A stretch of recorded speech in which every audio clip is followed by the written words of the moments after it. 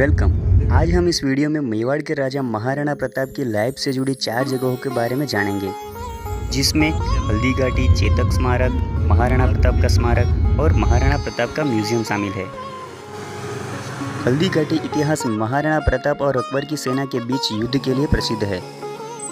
हल्दी घाटी राजस्थान के उदयपुर से 40 किलोमीटर की दूरी पर स्थित है एवं राजस्थान के एकलिंग से 18 किलोमीटर की दूरी पर स्थित है। इसका नाम हल्दी घाटी इसलिए रखा गया क्योंकि यहाँ की जो मिट्टी है वो हल्दी जैसी पीली दिखती है और इसे राती घाटी भी कहते हैं।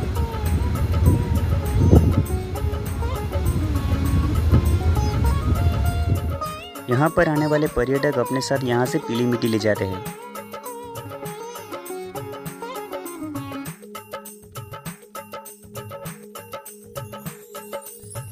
अब हल्दी घाटी की देखने के बाद हम महाराणा प्रताप के स्मारक की ओर आगे बढ़ेंगे।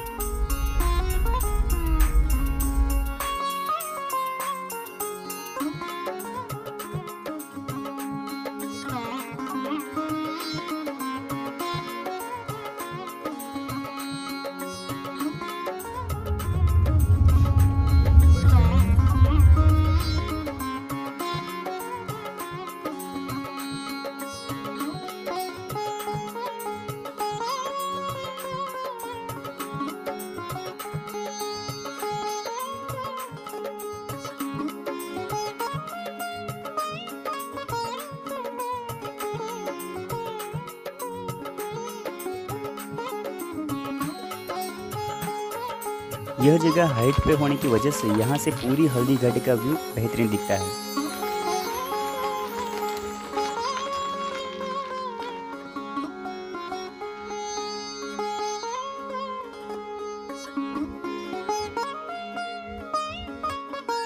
अब यहाँ से हम निकलते हैं उस जगह की ओर जहाँ पर महाराणा प्रताप के प्रिय चेतक ने अपनी अंतिम सांस ली थी। यह है चेतक स्मारक। कहते हैं कि युद्ध में घायल होने के बाद घायल चेतक महाराणा को लेकर इसी जगह आया था और यहीं पे अपनी अंतिम सांस ली थी।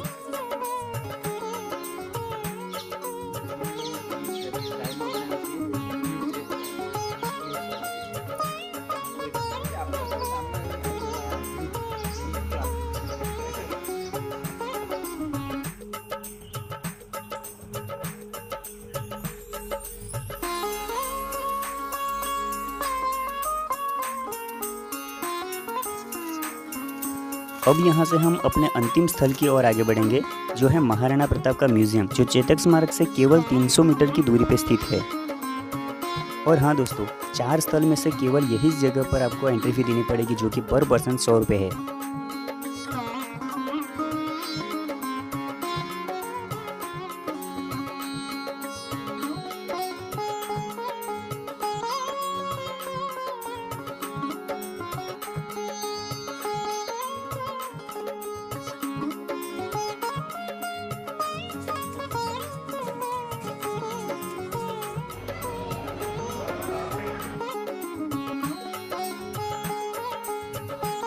यह है महाराणा उदय सिंह, जिनके नाम से उदयपुर शहर बसाया गया।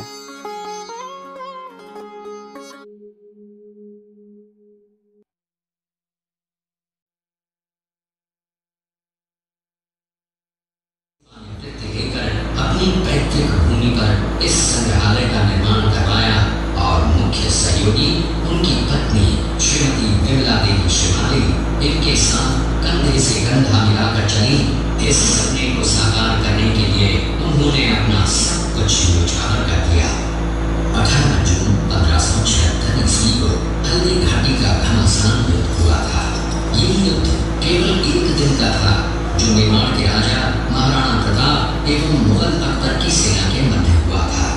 इस युद्ध में अकबर स्वयं नहीं आए थे।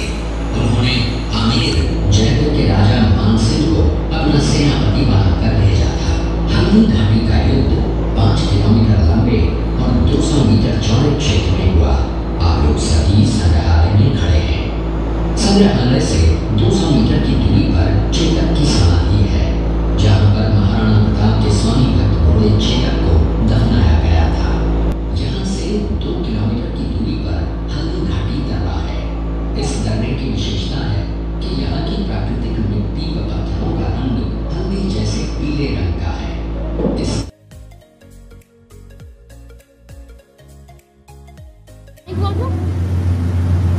महाराणा प्रताप का जन्म पाली जिले के अखेराज सोनगरा की पुत्री एवं महाराणा उदय सिंह की महारानी जयवंत कमर की कोख से विक्रम संवत 1597 में अर्थात 9 जून 1540 को बाल्यकाल चित्तौड़गढ़ में गुजरा। करीब 17 वर्ष की आयु में ही प्रताप का विवाह अजबंदे कंवर के साथ हुआ। सन 1567 में अकबर ने जब चित्तौड़गढ़ पर आक्रमण किया तो मेवाड़ के प्रमुख सरदारों और सेना नायकों के आग्रह पर महाराणा उदय सिंह ने चित्तौड़गढ़ छोड़ दिया।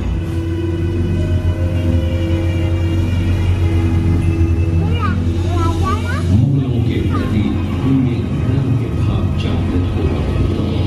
अपने देश, कुल, गौरव और मातृभूमि की मर्यादा के लिए प्राण न्योछावर करने वाले योद्धाओं और ललनाओं से प्रताप ने न केवल सीख ली बल्कि ये घटना उनके जीवन का आधार बन गई।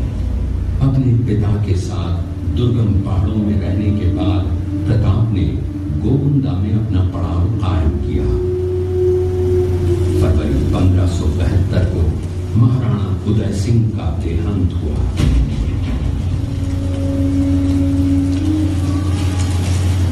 प्रताप की ज्येष्ठता और योग्यता को ध्यान में रखते हुए सरदारों ने उनको राजगद्दी पर आसीन किया। होली के दिन उनका गोविंदा में राज तिलक हुआ।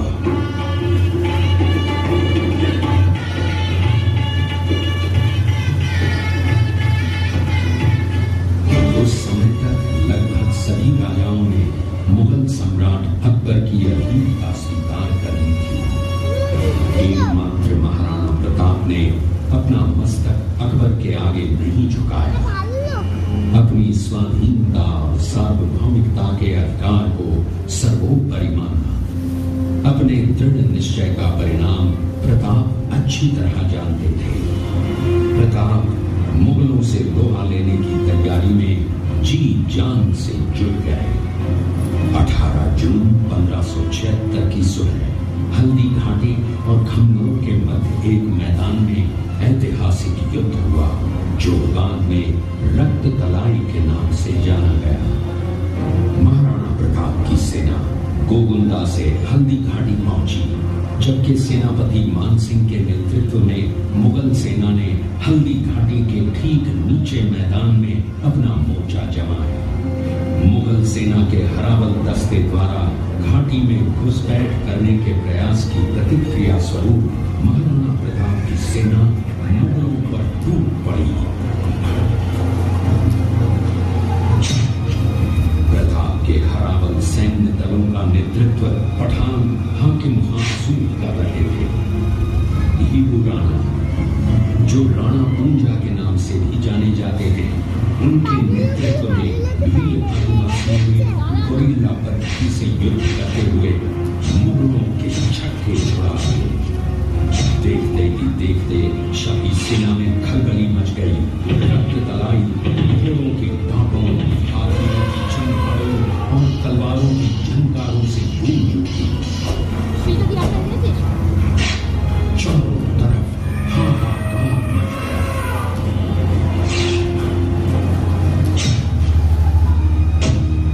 युद्ध का घटनाक्रम अचानक उस समय बदल गया जब प्रताप ने अपने घोड़े चेतक को एड़ लगाकर मानसिंह के हाथी पर चढ़ा दिया और उस पर भाले से भरपूर वार किया। मानसिंह हौदे में दुबक गया। हाथी से उतरते समय चेतक की एक टांग कट गई। इस स्थिति को भांपकर महाराणा प्रताप के हमशक्ल सेनापति झालामान ने महाराणा प्रताप से आज्ञा लेकर उनका राजमुकुट धारण किया। मुगल सेना झालामान को महाराणा प्रताप समझकर इन पर टूट पड़ी और झालामान शहीद हो गए। उधर चेतक ने अपने स्वामी को 5 किलोमीटर तक 3 टांगों पर ही लेकर एक बरसाती नाले को पार किया। उसके पश्चात और उसके प्राण इस युद्ध से महाराणा प्रताप के मन पर गहरा प्रभाव पड़ा। परिणाम स्वरूप उन्होंने मुगलों पर विजय प्राप्त करने तक राजसी ठाट बाट छोड़ने और पत्तों पर भोजन करने का प्रण लिया, जिसे उन्होंने जीवन भर निभाया। महाराणा प्रताप ने अपना सैन्य बल बढ़ाकर सर्वप्रथम अरावली पर्वत की घाटियों में बसे दिवेर पर चढ़ाई कर विजय प्राप्त की।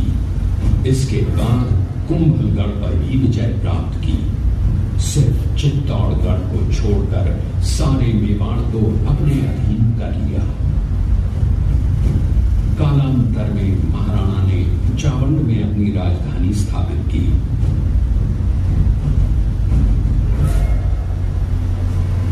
19 जनवरी 1597 को राणा प्रताप ने मात्र 57 वर्ष की आयु में इस संसार से प्रयाण किया।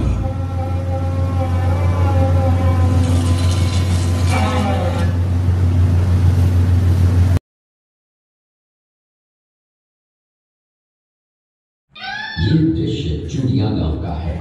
हल्दी घाटी युद्ध के बाद महाराणा प्रताप अपनी प्रतिज्ञा का पालन करने के लिए वनवासी जीवन व्यतीत करने लगे। उनके पास पर्याप्त संपत्ति नहीं थी, तो उनके वित्त मंत्री भामाशाह ने अपनी सारी सुख सुविधा को छोड़कर अपने राजा को स्वयं का धन 25 लाख रुपए व राजकोष में 20,000 अशर्फियां देश के लिए अर्पित की। समुद्र तल से 3,568 फीट की है। इस किले की दीवार 36 किलोमीटर तक फैली हुई है। इस दीवार का नाम ग्रेट वॉल ऑफ चाइना के बाद द्वितीय पायदान पर दर्ज है। इस किले के अंदर 360 प्राचीन मंदिर हैं। उन मंदिरों में से जग प्रसिद्ध महादेव का मंदिर सबसे प्राचीन है। मेवाड़ की प्राचीन राजधानी चित्तौड़ में भी राजा व सैनिक वीर गति को प्राप्त कर लेते, तो उनकी पत्नियां वीरांगनाएं अपने सतीत्व की रक्षा करने के लिए जलती हुई अग्नि में कूद प्राणों को त्याग देती थी, जिसे हम जौहर कहते हैं। चित्तौड़गढ़ में 3 मुख्य बड़े जौहर हुए थे। प्रथम जौहर 1303 ईस्वी में रानी पद्मिनी ने 16,000 स्त्रियों वीरांगनाओं के साथ जौहर किया था, सिर्फ अल्लाउद्दीन खिलजी के कारण। दूसरा जौहर 1535 ईस्वी में दिल्ली के शासक बहादुर शाह के समय में रानी कर्मावती ने वीरांगनाओं के साथ किया। और तीसरा जौहर 1568 ईस्वी में सम्राट अकबर ने चित्तौड़गढ़ पर आक्रमण किया। उसी समय रानी फूलकुंवरी ने 7,000 वीरांगनाओं के साथ जौहर किया। फिर भी सम्राट का मन नहीं भरा। अंत में 30,000 आम लोगों का कत्लेआम करवाना, मौत के घाट उतरवाना, ये सम्राट का वास्तविक चेहरा था। इस किले में देखने योग्य विजय स्तंभ है कि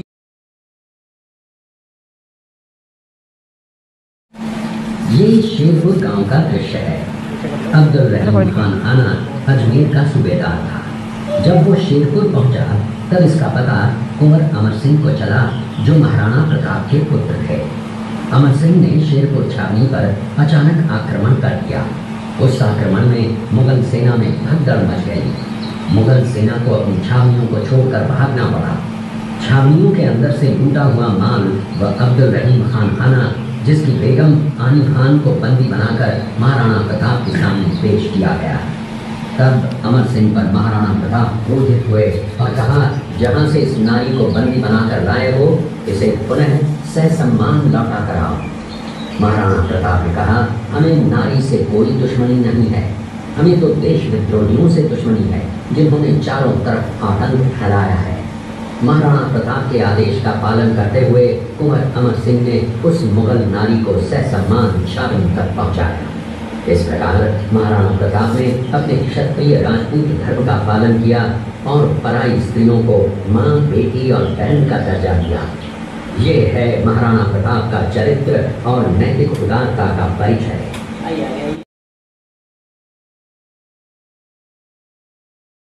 मेवाड़ की एक ऐसी मां थी जिसने अपने पुत्र का बलिदान देकर राजवंश की रक्षा की थी। उस मां का नाम पन्नाधाय था। पन्नाधाय जाति से गुर्जर थी। वो एक राजकुमार की धाई मां थी। दूसरी तरफ हाथ में तलवार लिए खड़ा ये बनवीर सिंह एक दासी पुत्र है। ये कुंवर उदय सिंह की हत्या करके मेवाड़ की राजगद्दी प्राप्त करना चाहता था। एक रात्रि बनवीर सिंह को मौका मिला। वो राजकुमार उदय सिंह के बड़े भाई विक्रमादित्य सिंह की हत्या करके राजमहल की तरफ आगे बढ़ा। इसकी सूचना पन्नाधाय को लग गई। कुछ समय तक पन्नाधाय चिंतित हुई। तभी पन्नाधाय ने अपने पुत्र चंदन को राजसी कपड़े पहनाकर पलंग पर सुला दिया और उदय सिंह को एक टोकरी के अंदर छिपाकर पत्तों से ढक के महल के बाहर निकालकर गुप्त रास्ते से कुंभलगढ़ भेज दिया। बनवीर सिंह जब तलवार लेकर राजकक्ष में आया तो उसने पन्नाधाय से कड़क आवाज में उदय सिंह के लिए पूछा तो पन्नाधाय ने चंदन की तरफ इशारा किया। बनवीर ने चंदन को उदय सिंह समझकर चंदन की हत्या कर दी और ये समझने लगा कि मैंने राजकुंवर उदय सिंह को मार दिया। वही राजकुंवर बड़े होकर राजा बने और अपने नाम का उदयपुर नगर बसाया जो यहाँ से 40 किलोमीटर दूर है। और उन्हीं के पुत्र महाराणा प्रताप हुए जिन्होंने हल्दी घाटी का युद्ध लड़ा और आज हम लोग उनका इतिहास यहाँ पर देख रहे हैं।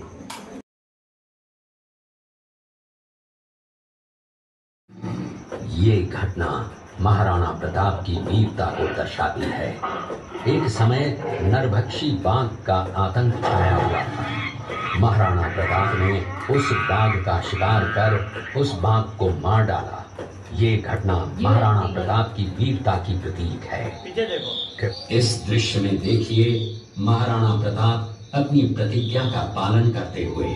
महाराणा प्रताप ने प्रतिज्ञा की थी कि जब तक अपनी मातृभूमि को शत्रुओं से मुक्त नहीं करा लेता तब तक न तो मैं महलों में रहूंगा, न किसी धातु के पात्र में भोजन करूंगा, न किसी गद्दी के बिछौने पर सोऊंगा। पत्ते ही भोजन के पात्र होंगे, जमीन ही बिछौना होगा। इस प्रतिज्ञा का पालन उन्होंने 21 वर्षों तक जंगलों में रहकर किया। इस दृश्य में देखिए महाराणा प्रताप वृक्ष के नीचे बैठकर पत्तों पर खाना खाते हुए। इसी कारण हम आज भी महाराणा प्रताप को श्रद्धा व सम्मान से याद करते हुए देशभक्ति की प्रेरणा प्राप्त करते हैं। ये दृश्य महाराणा प्रताप और सुविख्यात स्वामी भक्त घोड़े चेतक के अंतिम मिलन का है। हल्दी घाटी युद्ध के बाद चेतक घोड़े ने 22 फीट के एक बरसाती नाले को पार किया। ये उसी समय का दृश्य है।